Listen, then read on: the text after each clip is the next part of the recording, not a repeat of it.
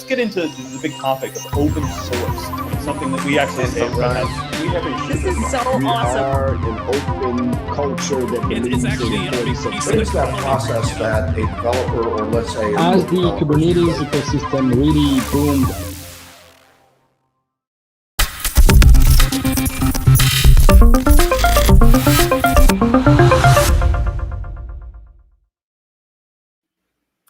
Welcome to In the Clouds. I am your host, Stu Miniman, and we're going to be talking today, one of my favorite topics. We're talking about data. And of course, we know there's been huge explosions of data over the last few decades. It's one of those exponential things. The only constants in our industry are change, in that, all of the information will continue to pile up. We create the Library of Congress, probably in milliseconds at this point, if I know what's going on. And what has the cloud era taught us? We've really gone beyond what humans can manage alone. So the topic we're going to talk about that weave together a number of these things is AIOps. And no one better to talk to us about this topic than the AIOps lead at Red Hat. So I'd like to welcome Marcel Hild, who is the AIOps lead, part of the Red Hat Office of the CTO, or Octo as they're often known. Marcel, thank you so much for joining us. Hello, Stu. It's a pleasure to be here. All right. In the clouds. Yes. Yeah. What a In better the place to clouds, be. and we do these events. You're coming to us from your home office in Germany. If you could just give us a little bit about your background, what led you to this focus that you've had for a number of years on the AIOps trend that we're going to talk about. Sure. So my background is in open source. For like 25 years. I'm doing open source since university, and I think I played most of the roles in this game, from a solution architect to a developer, freelance developer, to somebody operating machines. And I came back to Red Hat like 6 years ago, and worked on a cloud management software called ManageIQ, or CloudForms as the product. And then this AI Center of Excellence at Red Hat started, and I was listening to an internal talk by Ulrich Trepper, this guy who worked on the libc for some time. And I figured this is a super interesting topic. I want to be part of this. And so I came to AIOps because cloud management and this overlap with AI is AI operations. And that's basically my journey into this. And since the last 3 years, I've came as a noob into this environment. And I think now I have a pretty good opinion on where things stand, and what the open source angle on this is. Well, yeah, Marcel, of course, being at Red Hat, we all have some angle on open source. It's crazy for me to think, I was a product manager for Linux over 2 decades ago, just to date myself a little bit. So I had, quite a bit of history with open source before I joined Red Hat a little over a year ago. I also have a little bit of history with Octos. So I was really surprised that Chris Short, who used to host this, had not yet interviewed Chris Wright. And if I have it right, you're the first Octo member we've had on the program. So every company does things a little bit. At Red Hat, of course, everyone's involved in open source. So can you help us understand a little bit the structure of, the Octo inside Red Hat? Sure. Apart from a fancy name, Octo, which always reminds me of an octopus, but it's also very describing, and I think it's a good picture, because octopuses are super intelligent. If their parents wouldn't die when they were born, I think they would even maybe they would exceed human intelligence. So they are really learning during their short lifespan so many exciting things. And that's, I think, how the Octo, the office of the CTO, is different at Red Hat from other companies, because we only have one CTO and we only have one office of the CTO. And that has grown over the past. So when I joined, it was a smaller team mostly pictured as the office of the CTO stands at a conveyor belt and identifies all the open source projects and communities out there, and the good ones stay on the conveyor belt, and then products and technologies turns that into products. I think that evolved over time, and now we're also looking more also into how our internal culture looks like, our relationships with communities. I mean, that's been there before, but we've been growing our family of the office of the CTO. Also now ecosystems engineering, partner systems engineering is also part of the office of the CTO. All right, let's turn and discuss AI ops. So, hopefully, most of our audience are familiar with many of the, things like DevOps, the movements that pull together, some technologies, DevSecOps, so something we as a company overall are doing. AI is a little bit of a fuzzy term sometimes. There's artificial intelligence, there's machine learning and the like. I remember I attended a conference back in 2019, which was all about AI ops. So there had been a real spike in this discussion. If you could just level set our audience for AI ops, what's the high level message? Where has it been, and where are we today when it comes to the industry as a whole for AI ops? Yes, sure. So AI ops initially started as a term coined by Gartner. I don't know when, but it was before the big AI hype. It actually started out as not artificial intelligence for operations, but algorithmic. Now I'm blanking on the term, but it was basically algorithms, so not really AI. And now they change it to AI, because if you say AI, you get more funding for it, rather than doing analytics and just algorithmic stuff. But I think it still boils down to this idea to use data science, to use algorithms and machine learning, data engineering applied to operations, to monitor, to automate, and to maybe self-heal your environment. Basically, everything that's happening in an operations environment or in a DevOps environment, apply some machine learning, apply some data analytics to it, and you have this AIOps thing happening at your company. Okay, so Marcel, when we looked at DevOps, one of my favorite lines is DevOps isn't something you can buy, even though there were lots of companies that tried to sell you on their service as something DevOps.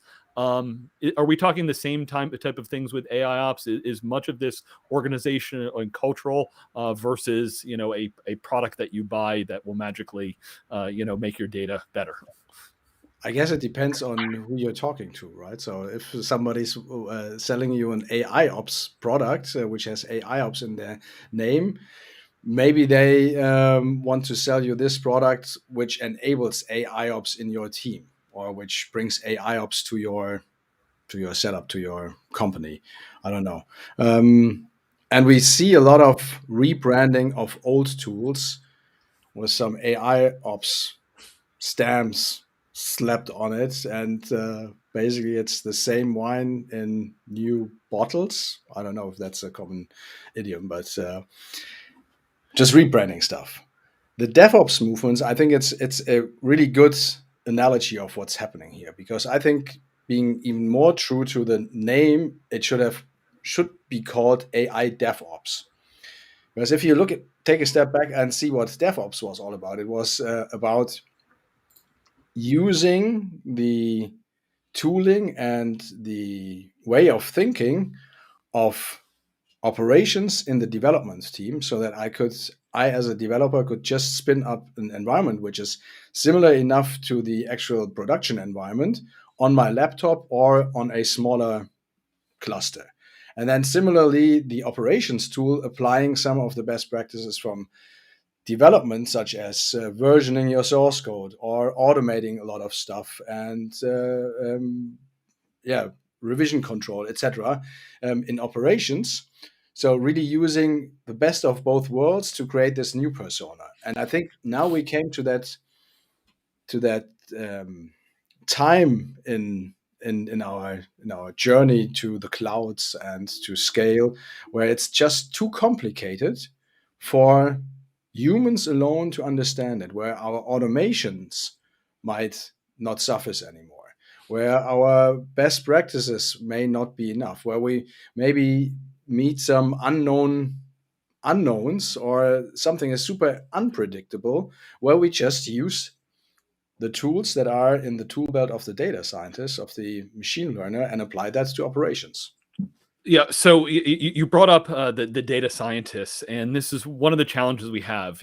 Most companies usually don't have an abundance of data science resources. They're difficult to find. You want to maintain them, but getting the value out of data, at least experience I remember talking to data scientists 5 or 10 years ago. They're like, we have all of this data, but we don't necessarily know the right questions to ask. So there was the gap between the subject matter experts and the data scientists. It sounds like, if I'm hearing right, maybe we're flipping, is we're rather than having the data scientists be the center of all of this activity, are we allowing the subject matter experts to be able to leverage some of the things that normally I would have had to be a data scientist to do? Are we democratizing some of that tooling and skill set that we had from data science? Absolutely. It's about democratizing it and the commoditizing it also, that we can that I can do stuff on my laptop these days where like just some years ago I needed to have multiple really expensive GPUs and hardware to do the same stuff. And now it's really just maybe you saw these videos on YouTube where it just takes like 5 lines of Python code to build a neural net that can actually identify images of cats, right? But it's really just 5 lines of Python code that I copy and paste into my browser. Maybe I need to install some stuff, but then I can actually do this without understanding the real math that is being applied there. That doesn't mean that I shouldn't understand the intuition behind it. So I would encourage people to watch some stuff on YouTube to get the intuition on what data science is all about. That there's those 2 different types of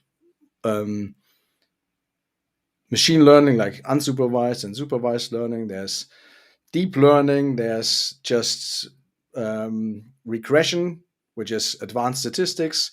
So know the tooling that you reach out to, and then use some of the democratized libraries out there. So go to scikit-learn, where you have there's even a flow chart where you can just look at the problem domain that you're having, and then it guides you into the best algorithms and the best practices to apply to that problem, and then just try it out and then see if it helps you doing your job better. And I think that's the common misunderstanding that sometimes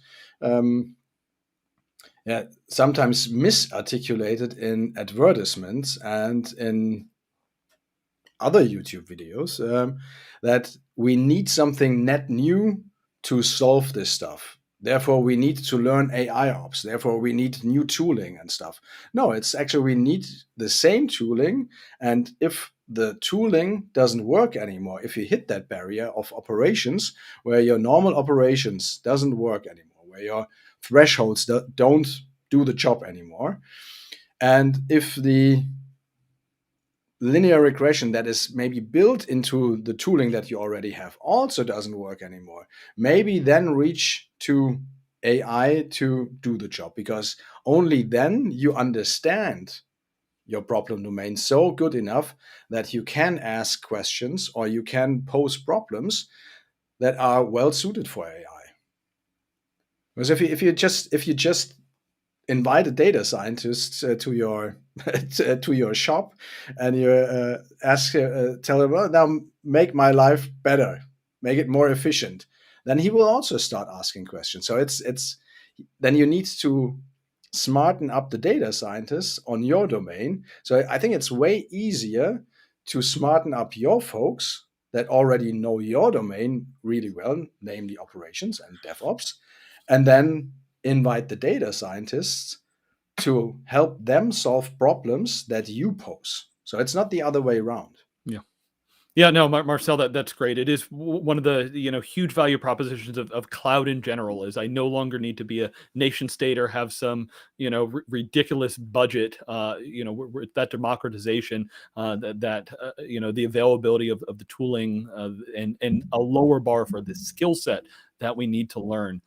We actually got a question in from the audience. Andrew Sullivan, who's the host of Ask an OpenShift Admin, asked, is AIOps different than the preemptive proactive actions taken by monitoring systems or other things like more advanced OpenShift operators? So, maybe if you could drill down a little bit and help us differentiate what you're talking about. It's a good question. I think it's essentially it's the same, and I think it can be applied to the same ideas. So being preemptive or proactive means that you anticipate something happening in the future, and you can do that with some hard-coded rules or maybe some more advanced logic that's codified into these operators, which then take action if they see a pattern emerge or if they see something going wrong. Maybe they evacuate a pod, or maybe they restart your application because they saw that pattern over and over again. Now, using AIOps in that term would just mean exchange that piece of handwritten logic which you wrote or which you created based on the experience that your AI, your brain experienced previously, and replace that with some heuristics that might be deep learning, really at the far edge, but might be just linear regression or some advanced statistics in the first step, where you just use some tooling in that language that uses statistics to do the same job. So it's really the same patterns, the same tools, but with a data science angle applied to it. But that, to enable that, you need to have the data in the first place. So the first step is you need to have operations, right? So you need to get your your house cleaned, your environment really well in shape for having all access to all the data that you need to do proper root cause analysis, to do proper monitoring. If that's all in place and you have some automation attached to it because you can script stuff, and then you reach a barrier where you can even take that next step. Maybe you don't need to take that next step. Maybe all is really super easy and you don't need to apply AI to it. But if you fail with your automation, or you could do better, apply some machine learning to it, apply some statistics to it. Maybe it's then learning the data and the observations that have been in the past. So you might store your data over the past, and then you build up that AI knowledge in your team, and then you apply AIOps to it. All right, Marcel, I wonder if you could help us connect the dots. We talk mostly about the cloud on this show. So most of you were talking about things that, it doesn't require too much. You pull out your laptop, you do it. When you talk about data, though, a lot of the data lakes now are living in the cloud. Moving data, isn't necessarily an easy thing. Physics still rules. So how much of what you're talking about, is it a public cloud thing? How does edge play into it? Any guidance you can give as to where do people start looking when it comes to, there's a question up there, reference architectures, the whole flow of activity. We don't have time to, whiteboard and do everything else, but where do we start and where do we go for more resources on that? Yes. Very good question. So first and foremost, I don't think that you need to start from scratch. It's pretty much like, or it should be like this image detection or cat image detection problem that I said. Nobody will train a complete ImageNet based on all the images.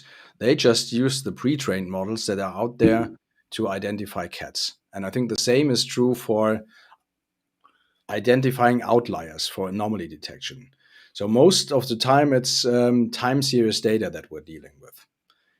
So you don't have to reinvent the wheel to do something like resource prediction, like predict the future. When will my storage run out of space? What's the seasonality of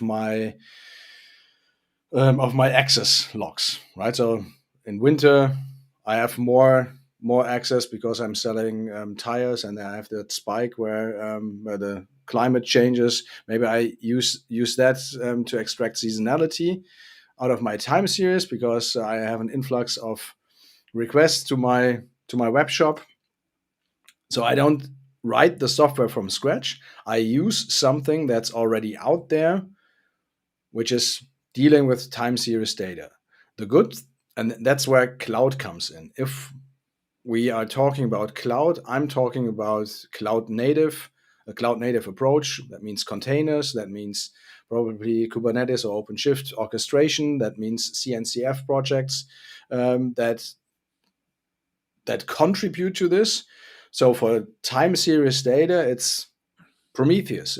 That's all over the place. People are doing these days monitoring with Prometheus. If you are not doing it with Prometheus, you can also apply these tools, but it will be harder, right? So and there's a lot of examples that my team has created on the internet, but you also find a lot of other examples working with time series data with Prometheus in the cloud. And that doesn't necessarily mean that you are operating the platform or parts of the platform. That can also mean that you're operating your application, which is, again, instrumented with some metrics that are emitted via Prometheus. And I think that's the nice thing about the cloud these days, that we have so many defined standards across the whole stack.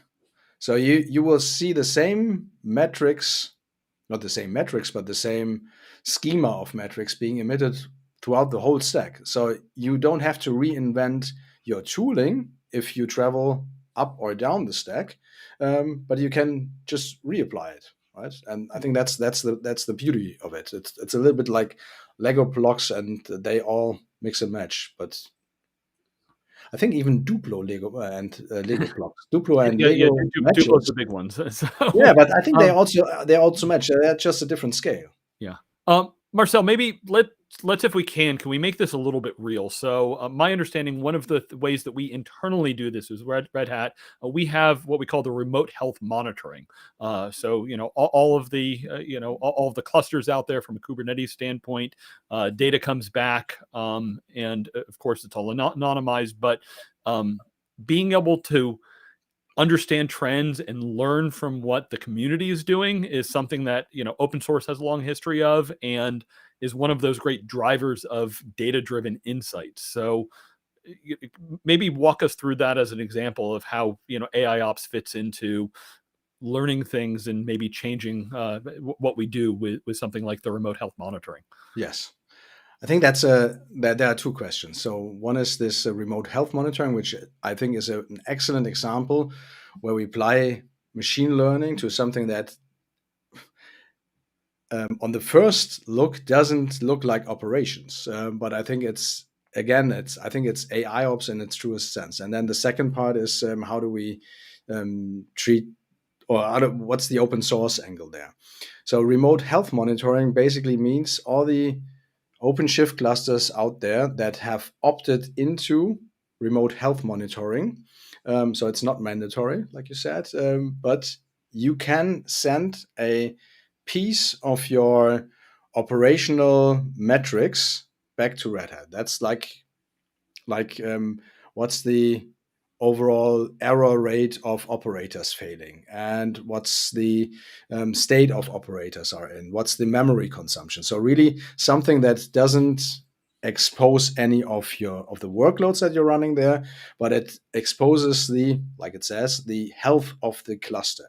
And the idea is that we treat the whole fleet of clusters out there as basically as connected devices and can identify problems at certain clusters, actively debug them with the customer if needed, or maybe even identify the root cause of the problem without contacting the customer, and then proactively fixing that before it affects a larger set of customers, or before it becomes a real problem, so to say, and then also influence the product, right? So something might start as, oh, I have this flipping state of an operator. It doesn't have any effect, but there's probably something wrong. So let's dig into that and fix the bug before it actually becomes a real severe issue, right? So I think that's the user experience you usually get from a cloud environment, where the cloud hyperscaler can look into all the workloads that are being run in the cloud and then make the overall cloud experience better. And that's something that we also need to enable for hybrid deployments, for basically all the products that are deployed out there, to send back some telemetry data so that we can make the products better, and also to escape that traditional here's a release, customer please install the release, and we will fix the other bugs in the next release, which is half a year away. No, but have this over the air upgrades, constant rollout of updates, something that we are used to with these devices here, where we get an update all the time, right? And which are also sending back developer feedback to developers, and applying machine learning to that internally is something what I would also call AIOps. So what are we doing with this telemetry stream, which is again just Prometheus data, a time series from many clusters?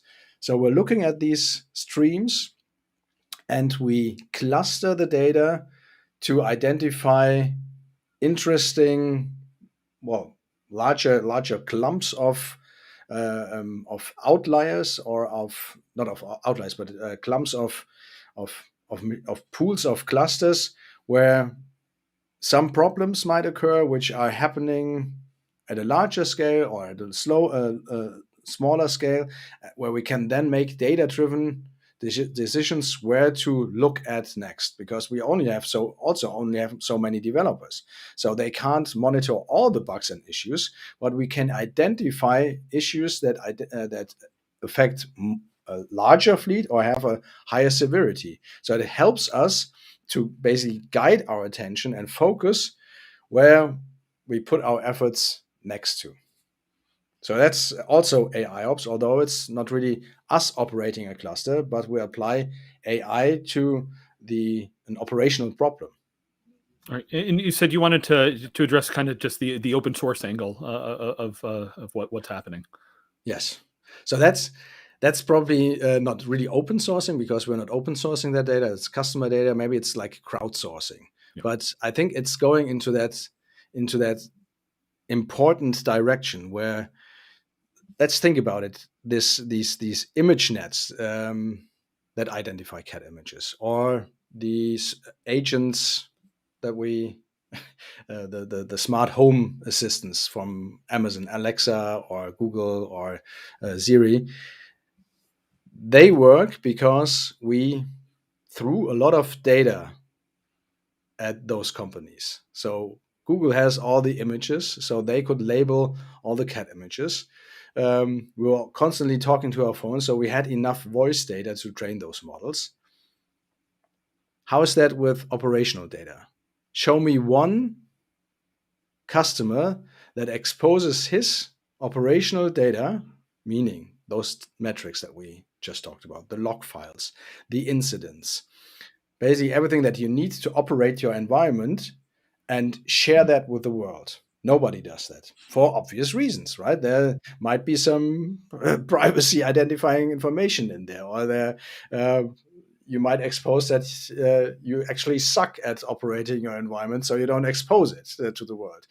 So nobody's really sharing that data. And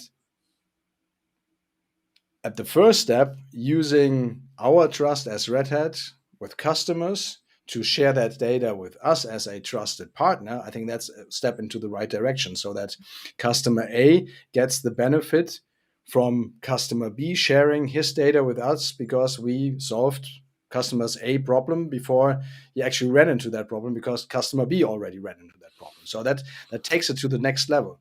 But now think about applying open source to it, where we would also operate similar workloads in a community context, where not products, but projects, like a MySQL project or a PostgreSQL project or a Kubernetes project, would operate parts of a cloud environment completely in the open, creating true open source data sets for metrics, for failures of systems, for the log files and all the incidents that have been created and then have been resolved. That creates a large set of data where then data scientists can come into play and say, look, we had this incident happening 2 years ago, and now we have a data set of 5 years worth of data across many, many hybrid cloud environments. Let's try to predict this incident that happened 2 years ago based on the knowledge that we have and that we have seen. And then we can do something that is really preemptive and really proactive in resolving issues, because we trained models that are based on a really on a common knowledge. So applying democratization also to the data itself, I think that's the next step, and then ship that to the larger industry. And I mean, if we're talking about community, it's not like back in the days where we did something as students and we haven't seen a paycheck for it. No, it's actually people being paid for this, and they are working in these communities.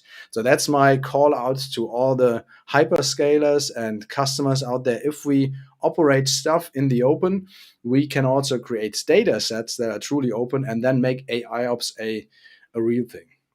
Yeah, Marcel, I think it's a great step along the trajectory we've seen for a long time. When I think early in my career, IT kept everything that they did very close to the vest. Oh, this is special. We're going to build a temple to every application. We're not going to tell anybody how we do this. Now most customers understand, if I'm going to take advantage of all the innovation happen in the industry, I need to be talking to my peers. Running certain pieces of IT isn't what differentiates me. It's the relationships I have. It's the people I have. It's the business that I run on top of IT that matters. And IT needs to be close to that. And not only sharing, best practices, but as you're saying, if we can leverage community data, that would take things even further.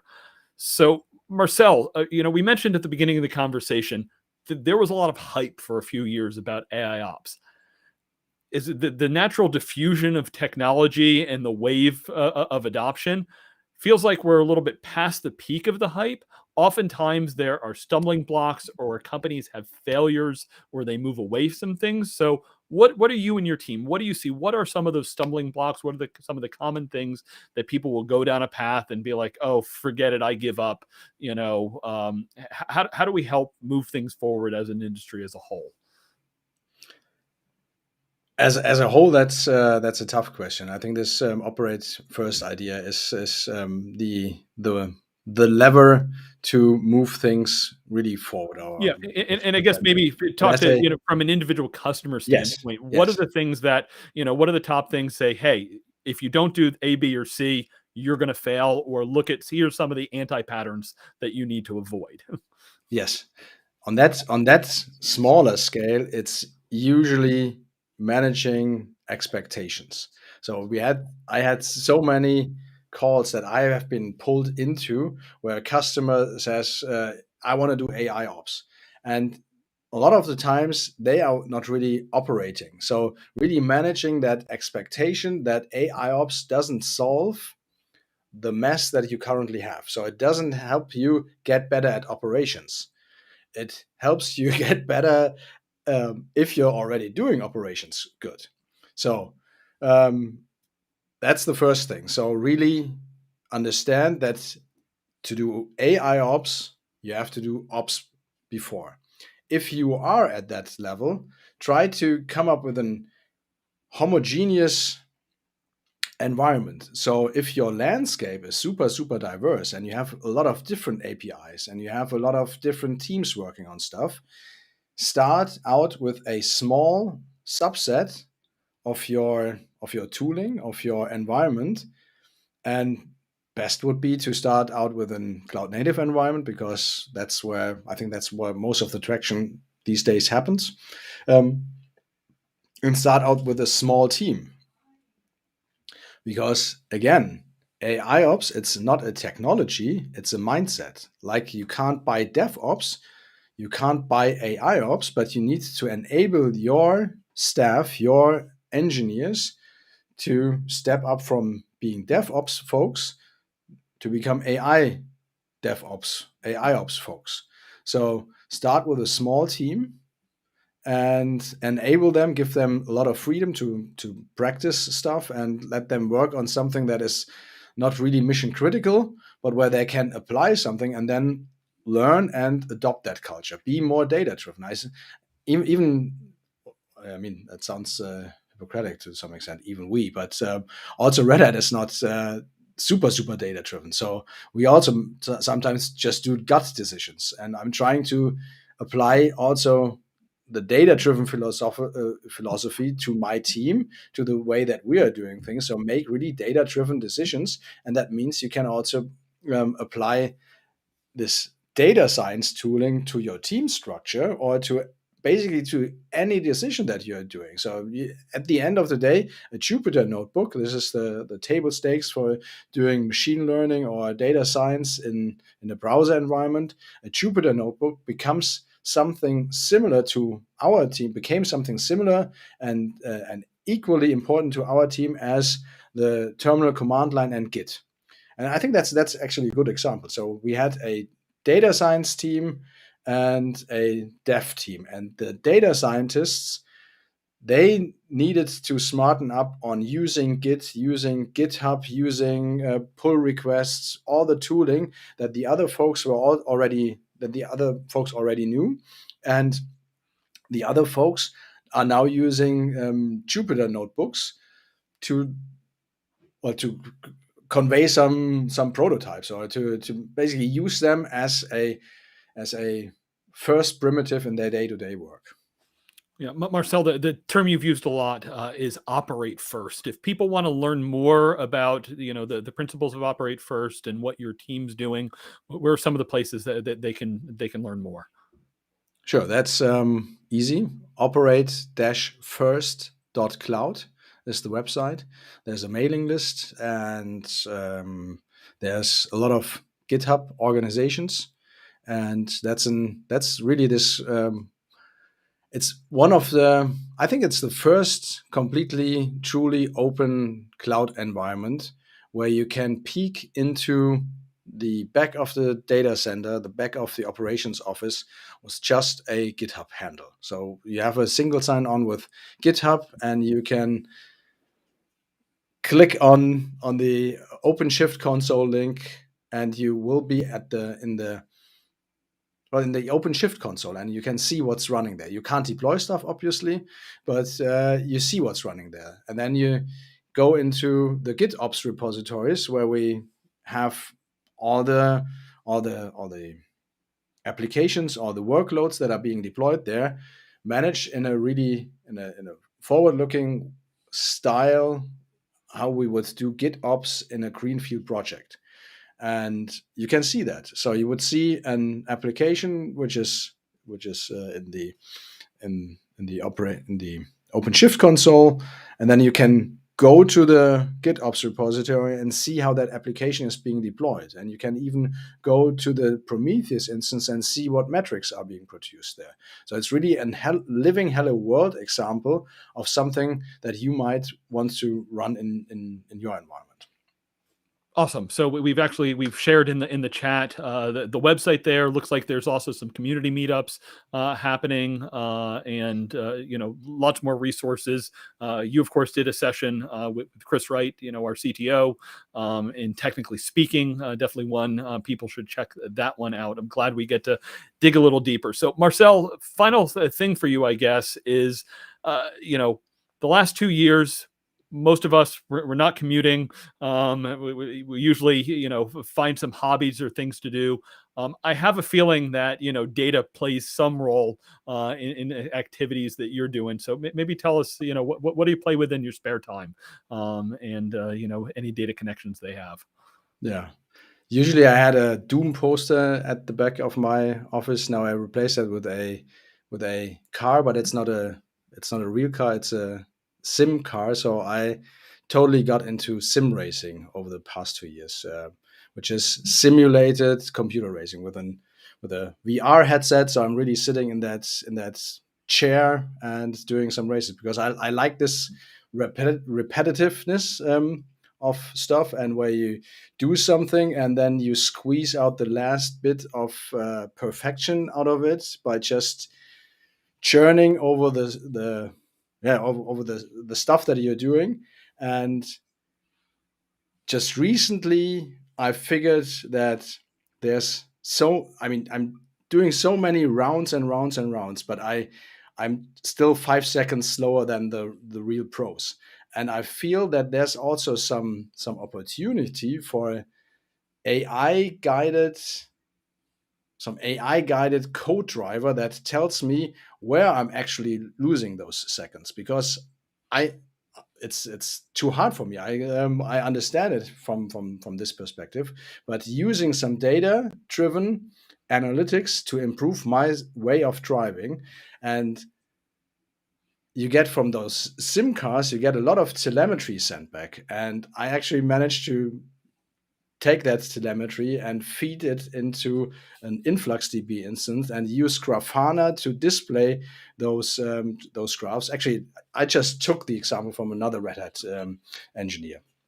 So it was not based on my work, but I deployed that stuff in this Operate First cloud. So I managed to send that data over there and just apply the tooling that we are using in AIOps to the sim racing stuff, which I find super, super funny and interesting. So even in your hobbies, you can do this cross-domain fun stuff and smarten yourself up on stuff that you actually need for work in your spare time. Yeah, absolutely. In the fitness world, the data-driven results, so you can measure everything against yourself, and either the community or the team can help out. What VR headset are you running with these days? I started out as a backer for the Oculus kit, so I'm really in there since the first time, and now I ordered this Vero thing. So I'm always trying to get the best stuff. I'm not allowed to travel anymore, so the family doesn't get the goat holidays, so I'm getting the toys. I need to wrestle the Oculus away from my son, because definitely there's opportunity to travel through the VR headset and check out some of those things. Marcel, really appreciate the conversation. Appreciate sharing with the community, and glad there's lots of ways that people can connect and follow up. So thank you again. Yes, thanks for having me. All right, we'll be back. We run bi-weekly. Please reach out to me on Twitter at Stu. You can always hit us up on the YouTube channel. Lots of good programming coming to you throughout the year. So appreciate everyone for watching, the comments in here, and joining us for your journey in the clouds.